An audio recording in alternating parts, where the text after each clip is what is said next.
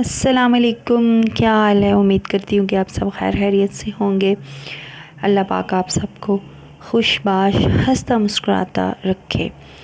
अच्छा जी, मुझे उस दिन मेरी सिस्टर है, उन्होंने कहा था कि मैं हर कमेंट का जवाब ना दिया करूँ, तो खैर ये जवाब देना मेरे लिए ज़रूरी बन गया है, अपनी डाइवोर्स वाला और केस वाला, इसलिए कि सबको पता चल जाए। बारी बारी सब मुझसे सवाल करते हैं, पिछली वीडियो कोई नहीं देखता और नवे नवे सवाल करते हैं। कल मेरी शायद सब्सक्राइबर ही हैं, उनका कमेंट आया था कि मैंने केस क्यों नहीं किया अपने बच्चों के लिए, बच्चों की कस्टडी के लिए। मैं ख़ुद छोड़ के बच्चों को आई हूँ, ऐसा मामला नहीं है। जैसे कि मैंने पहले ही बताया कि मेरी तलाक़ जो है बहुत अजीब तरीके से हुई है। आप लोग भी सुनोगे तो हैरान परेशान हो जाओगे। और मुझे प्लीज़ लाजमी बताइएगा, इस सवाल का जवाब मुझे आज तक नहीं मिला, ना मैंने ढूंढने की कोशिश की है किसी मुफ्ती से या आलम से, लेकिन मुझे ये ज़रूर बताइएगा कि मेरी जिस तरीके से तलाक़ हुई है, क्या ऐसे तलाक़ होती है? ये लाजमी बताइएगा। मेरी वीडियो देखकर सुनकर कमेंट बॉक्स में लाजमी बताइएगा कि मेरी तलाक़ होती है या नहीं, मतलब ऐसे औरत को तलाक़ होती है या नहीं। मेरे लिए तो ये बहुत हैरान परेशान कर देने वाली बात थी। खैर सिस्टर, मैंने बच्चों का केस किया था। हुआ यूँ था कुछ कि मेरा जो शौहर था पहला, वो मतलब जब उसने दूसरी शादी की 3 महीने गुज़रे तो मैंने तो सब कुछ बर्दाश्त कर लिया। ख़ुद अपने हाथ से उसकी सेहत सजाई, ख़ुद सब कुछ किया, इजाज़त दी, क्योंकि वो कहता था अगर तुमने इजाज़त ना दी तो मैं तुम्हें तलाक़ दे दूँगा। 2 तलाक़ें उसने मुझे दे दी, सॉरी 1 तलाक़ दे दी थी या 2 दी थी, मुझे अब याद नहीं है, लेकिन एक कभी तलाक़ नहीं हुई थी पूरी मुझे। उसने मुझे 1 तलाक़ दी, धमकी दी अगर तुमने मुझे इजाज़त ना दी तो मैं तुम्हें और तलाक़ें दूँगा। मैंने कहा इससे बेहतर मैं इजाज़त दे दूँ। ठीक है, उसने दूसरी शादी की, मैंने सही सजे खुशी खुशी कबूल किया। उस लड़की के साथ रहना शुरू होगी, लेकिन उस लड़की ने देखा कि मैं भी जवान हूँ, वो भी जवान है, तो इस तरह गुजारा मुश्किल है। मेरे शौहर ने जब उस लड़की को फंसाया था शादी के लिए, तो यही कहा था कि मेरी पहली बीवी बहुत ज़्यादा बूढ़ी है, बड़ी एज की है, तो वो चल फिर भी नहीं सकती। झूठ बोला था। हालांकि मैं अपने उस शौहर से 5 साल छोटी थी, 6 साल, लेकिन उसने कहा था कि मैं उससे बहुत ज़्यादा बड़ी हूँ और बूढ़ी हूँ।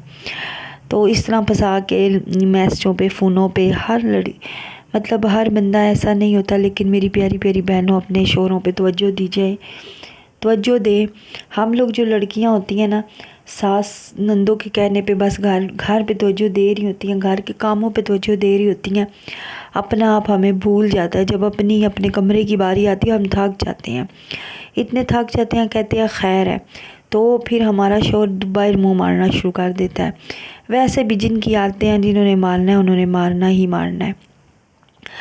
अच्छा, मेरे शौहर ने फिर इस तरह उसको कह के उससे निकाह किया। चलो जो भी हुआ जैसे हुआ हो गया। 3 महीने हम रहे, लेकिन उससे मैं बर्दाश्त नहीं हो रही थी। वो रोज़ नाराज़ होके चली जाती, उसका घर पास ही था, तो वो ये कहती थी वहाँ बैठ कर के इसको निकालो, किसी तरह इसको निकालो। मेरे शौहर ने सबको कहना शुरू कर दिया। अब आप ज़रा गौर से सुने।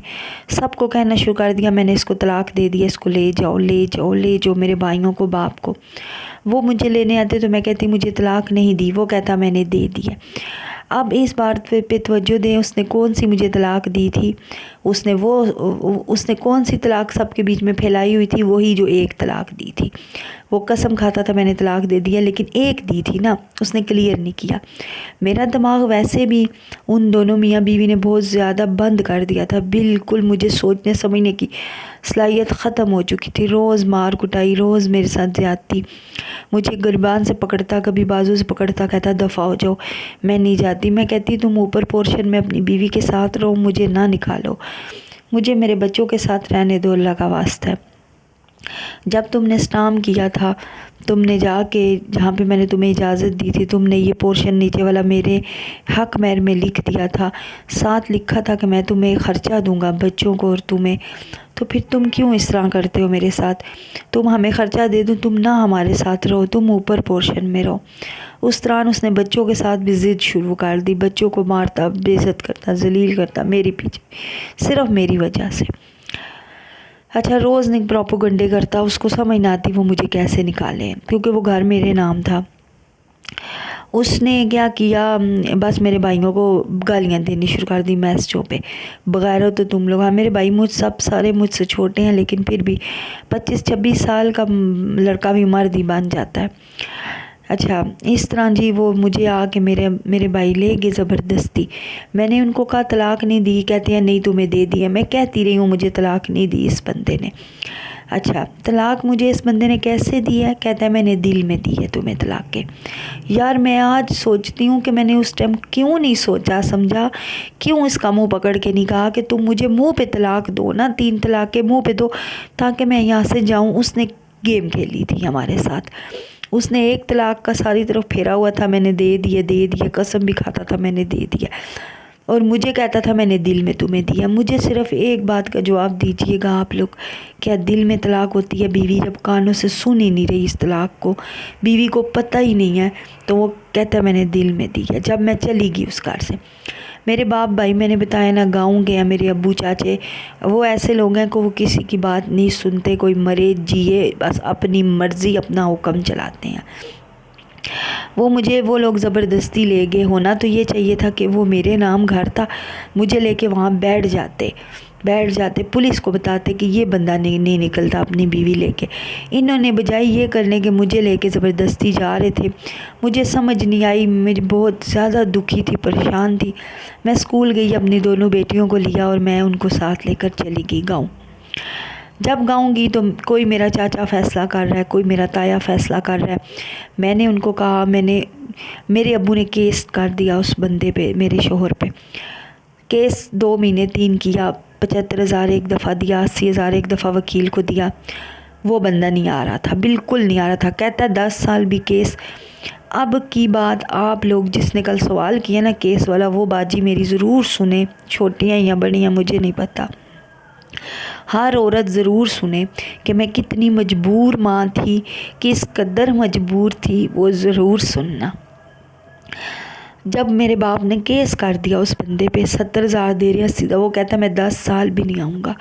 तो मेरे बच्चे, 2 कमरे थे जिसमें मेरी भाभियाँ सोती थी अपने जड़ों को लेकर, शोरों को लेकर। सॉरी, मेरे थोड़ा सा दुख की वजह से गलत अल्फाज निकल गया।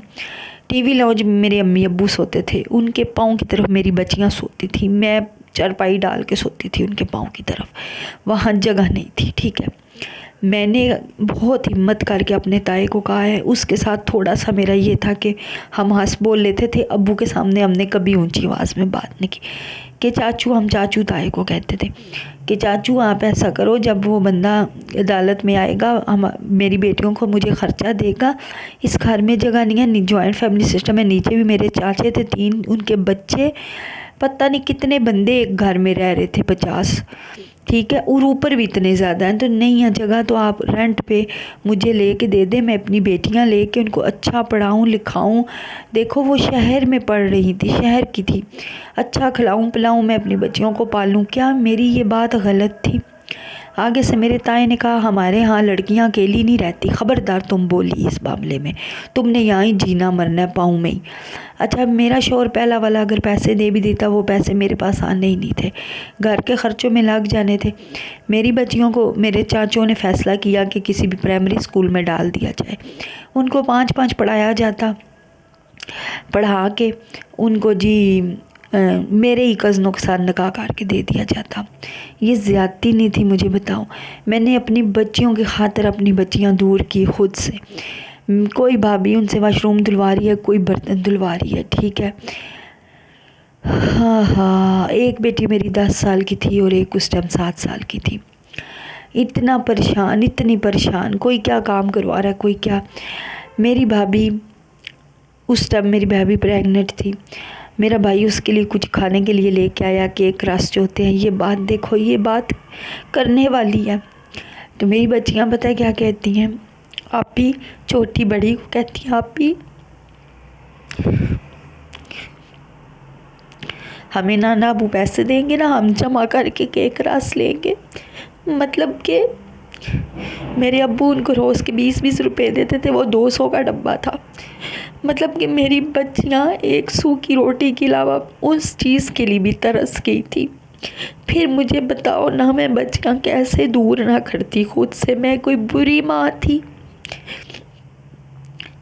मेरी बच्चियों ने बहुत हिम्मत करके अपने नाने को कहा हमें बाबा के पास भेजो।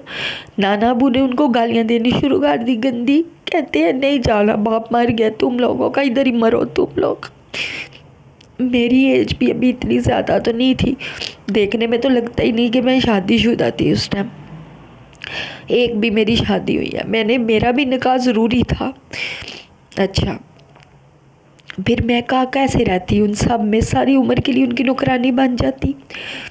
अच्छा, फिर मेरी बच्चियाँ ने छुप के, मेरे पास एक मोबाइल था जो ये लोगों ने बहुत बस चलाया इन सब ने कि मोबाइल छीन लूँ मेरे से, लेकिन वो मोबाइल मैंने छुपाया था सिर्फ इसीलिए कि मेरी बच्चियाँ बाप से रब्ता कर रही थी अपने। मेरी बच्चियों ने उस मोबाइल से अपने बाप को बुलाया। खुदा की कसम खा के कहती हूँ, एक झूठ भी नहीं बोल रही मैं। बाप को बुला के चली गई। जब वो गई तो अलग मास खड़ा हो गया। मेरा बाप और भाई मुझे मारने को दौड़ रहे थे, तुमने बच्चियाँ क्यों दी हैं? मैंने कहा वो उसकी अमानत थी, वो ले गया। जब देखो, खुद इंसाफ करो। एक बंदा बगैरत कहता है मैं केस पे आऊँगा ही नहीं, भले 10-12 साल केस चले, वो आएगा ही नहीं। वो पैसे, ज़्यादा पैसे वाला है, वो पैसा खिला पिला के केस बंद करा देता, आता ही ना, पुलिस को दे देता, उसको कोई कुछ कहता ही ना। मुझे फिर आप लोग बताओ ना, मैं 10 साल अपनी बेटियों का मुस्तकबिल तबाह कर देती उस घर में छोड़ के, उस गाँव में जहाँ मेरा ख़राब हुआ, जहाँ मुझे नहीं पढ़ाया लिखाया गया, जहाँ मुझे मतलब हमें दुकान पे जाने की इजाज़त भी नहीं थी बचपन में, हमें पढ़ाया नहीं गया जी, बच्चियाँ नहीं पढ़ती। ऐसे गांव में मैं अपनी बेटियों की ज़िंदगी ख़राब कर देती। अच्छा, मैंने बच्चियाँ भेज दी, वो बाप के पास है अब फिर मेरी शादी होगी, फिर ये हुआ, फिर मुझे रोज़ जलील करते बच्चियाँ भेजने पर। मुझे समझ नहीं आया, 2-3 रिश्ते आए, ये रिश्ता आया, इन्होंने कहा कि हमारी बीवी चली गई, ये अलग कहानी है, 100 दफ़ा सुना चुकी हूँ। इन्होंने भी धोखा किया मेरे साथ, निकाह हो गया, मैं आ गई। अब मेरी बेटियाँ दूर हैं मुझसे। अब मैं ये चाहती हूँ कि ना सिलाई है, ना पढ़ाई है, ना कोई और काम है, तो मैं अपना ये चैनल चला के, कोई भी अगर चैनल पे न्यू है तो मेरे चैनल को सब्सक्राइब लाजमी करता जाए। मैं इस चैनल को चला कर रोज़ अल्लाह से दुआ मांगती हूँ। बंदे को अपनी नेकी बतानी नहीं चाहिए, लेकिन मैं रोज़ नमाज़ पढ़ती हूँ, तस्बीह पढ़ती हूँ, तहज्जुद भी पढ़ती हूँ। सिर्फ़ इसलिए मैंने तहज्जुद का मतलब मुझे अच्छा नहीं लगता बताना, मैंने इस घर में कसम खुदा के किसी को नहीं बताया हुआ। आप लोगों को सिर्फ बता रही हूँ कि मैं इतना ही कर सकती हूँ अपने लिए। उसमें भी अल्लाह से दुआ मांगती हूँ, कोई मुआजिज़ा हो जाए, मेरा चैनल चल जाए, इतने पैसे आ जाए कि मैं अपने बच्चे अपने पास रखूं। जैसे आप लोग ईदें गुजारते हो ना, मैं अपने बच्चों के साथ गुजारूं। जैसे आप लोग रमज़ान गुजारते हो, खाते पीते हो, मैं अपने बच्चों के साथ खाऊं पीऊं। बेटियां वो बंदा मुझे नहीं देता, अगर दे तो ख़र्चा महीने का दे तो मैं रख लूँ, वो नहीं देता। हाँ, जब उनको मारते हैं या रोती हैं तो तब मेरा दिल तड़पता है। मैं कहती हूँ मेरे पास इतना हो कि मैं उनको जब उठा के ले आऊँगी, ज़बरदस्ती ले आऊँगी, कोई क्या कुछ कर सके। जब बेटियाँ ही कहेंगी हमने माँ के पास रहना है, फिर तो पुलिस भी कुछ नहीं कर सकती, अदालत भी कुछ नहीं। लेकिन बेटियों को मैंने खुद रोका हुआ है, कैसे मैं उनको कहाँ रोटी दूँ। मैं खुद ममटी में रह रही हूँ, एक कमरे में रह रही हूँ। सुबह भी हमारा निकाहनामे पर लड़ाई हुई है। मेरा 5 साल से इस बंदे ने निकाहनामा नहीं बनवाया कि मुझे कुछ देना ना पड़े।